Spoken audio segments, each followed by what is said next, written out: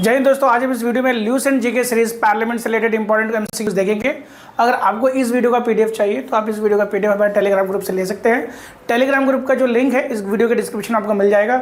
चलिए शुरू करते हैं। पहला क्वेश्चन है, आइए पहला क्वेश्चन देखते हैं। पहला क्वेश्चन जैसा आप देख पा रहे हैं, आपको ये बताना है जो पार्लियामेंट का जो सेशन जो होता है, दो पार्लियामेंट के सेशन के अंदर मैक्सिमम पीरियड जो गैप जो होता है कितने दिन का हो सकता है, राइट। तो आप देख सकते हैं ऑप्शन के अंदर, तो इसका जो करेक्ट आंसर जाएगा वो 6 बन जाएगा। सो ऑप्शन सी जो होगा इसका करेक्ट चला जाएगा, ठीक है। ये आप ध्यान दीजिए, option C will be correct in this case. अगर हम पार्लियामेंट्री सेशन की बात करें तो साल में 3 सेशन आपको देखने को मिलेगा। पहला that is budget session. Budget session जो है सबसे लॉन्गेस्ट सेशन माना जाता है और ये जनरली फरवरी में शुरू होता है और सितंबर के एंड हो जाता है। फिर उसके बाद जो नेक्स्ट सेशन आता है उसको कहते हैं that is a monsoon session. Monsoon session जो है जनरली जुलाई से सितंबर के बीच में होता है।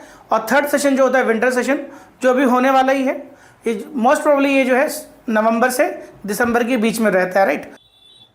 आइए नेक्स्ट क्वेश्चन देखते हैं। नेक्स्ट क्वेश्चन आपको ये बताना है जो हमारी लेजिस्लेटिव बॉडीज है, चाहे वो यूनियन लेजिस्लेचर हो या स्टेट लेजिस्लेचर, अगर वो कोई लॉ बनाती है तो उसको किसके द्वारा चेक या कंट्रोल किया जा सकता है। तो इसका जो करेक्ट आंसर जाएगा दैट इज जुडिशरी। जुडिशरी के थ्रू जो है इसको कंट्रोल किया जा सकता है। जैसे आपको पता है जो सुप्रीम कोर्ट जो है वो हमारे कॉन्स्टिट्यूशन का कस्टोडियन माना जाता है।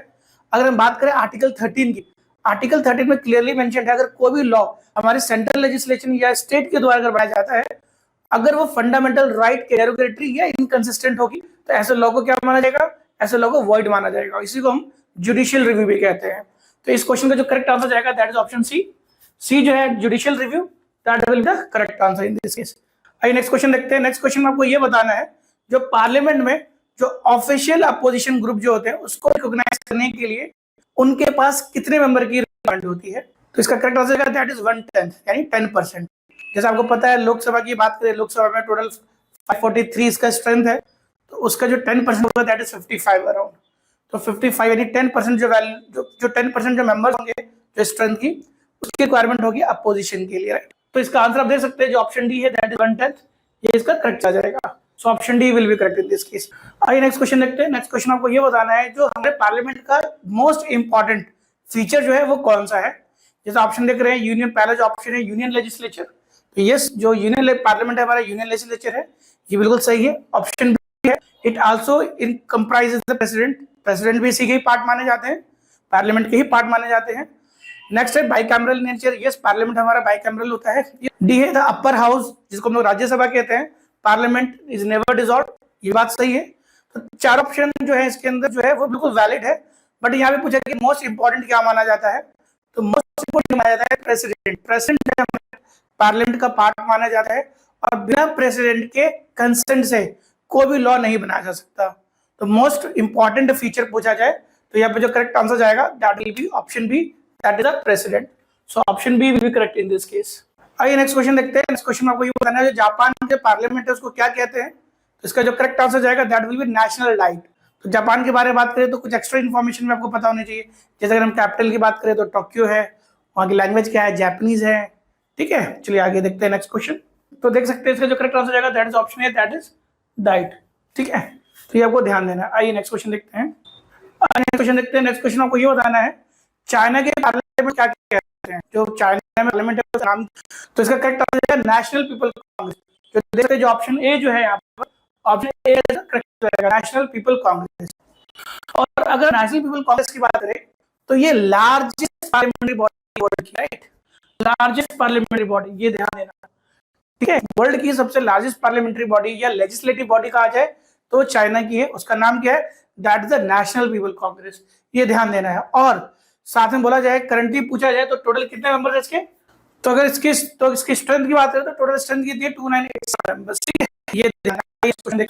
नेक्स्ट क्वेश्चन है, आइए देखिए नेक्स्ट क्वेश्चन देखते हैं कि जो प्रोसेस ऑफ इंपीचमेंट है ऑफ प्रेसिडेंट को रिमूवल जो प्रोसेस है कहां से स्टार्ट होता है, तो इसका करेक्ट आंसर जाएगा either house of the parliament, ठीक है। तो इसका जो ऑप्शन सी जो है वो करेक्ट चला जाएगा, ये आप ध्यान दें, C will be the correct answer in this case. तो इसका करेक्ट आंसर सी चला जाएगा। और आपको पता होना चाहिए जो इंपीचमेंट है इसका रिजोल्यूशन जो है ईदर हाउस, चाहे लोकसभा या राज्यसभा किसी भी हाउस इनिशिएट हो सकता है।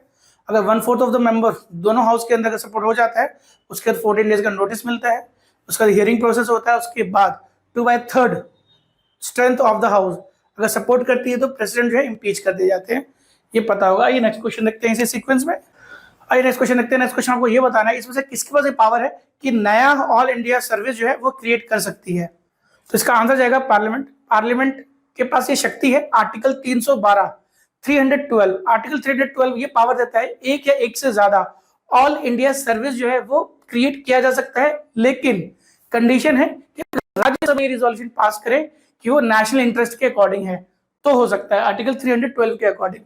तो कह सकते हैं इसका जो करेक्ट आंसर जाएगा that will be option A, that is a parliament.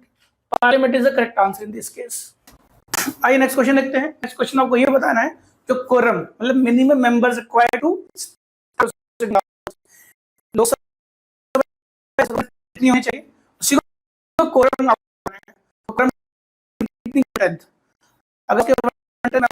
अगर तभी प्रोसीडिंग शुरू और उसको हम लोग कोरम कहते हैं।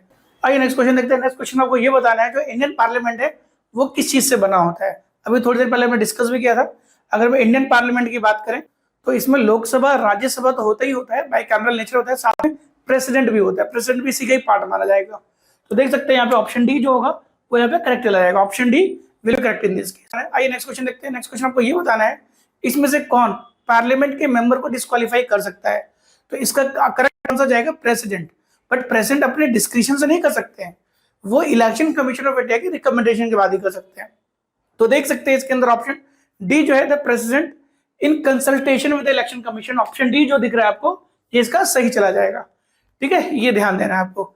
आइए नेक्स्ट क्वेश्चन देखते हैं। नेक्स्ट क्वेश्चन आपको यहाँ पे से बताना है कि जो हंग पार्लियामेंट है इसमें से कौन सा ऑप्शन जो है करेक्टली डिस्क्राइब करता है। हंग पार्लियामेंट का मतलब होता है